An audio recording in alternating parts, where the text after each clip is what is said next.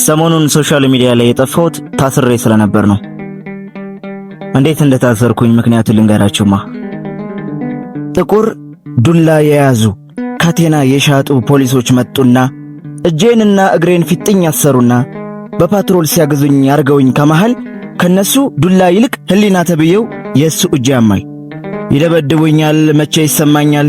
እውነትም ስላችሁ ፖሊሶችም የሉም፣ በአካል አልመጡም፣ ህሊናዬ እንጂ እነሱ አልተቆጡም። በመስቀልቅል ሀገር በሚያለቅስ በፍንጂ ዝም አልክ ብሎ ሊያስረኝ የመጣ ማንም አይደለም ህሊናዬ እንጂ። በጥቁር ጨለማ በምርመራ ክፍል ፖሊሶች ተገኙ። አካሌ ባለበት ተፈጥሮ ሆኖ ህሊና የሚባለው ውስጥ እየተገኙ ግራው ህሊናዬ ይደበድበኛል፣ ቀኙ አወላዋይ ዝም በል ይለኛል። አካል ባልመጣበት ፖሊስ በሌለበት ለማንም አይታይ ከርቸሌ ገባሁኝ። ፈራጁንም እንጃ በሳምንት 7 ቀን እየተጣላሁኝ። እንጃ ህሊናዬ እንጃ ይሄ ልቤ አይረጋም ዝም ብሎ። እኔስ የፈራሁኝ ታስሮ እንዳይቀር ነው ህሊናውን ገሎ።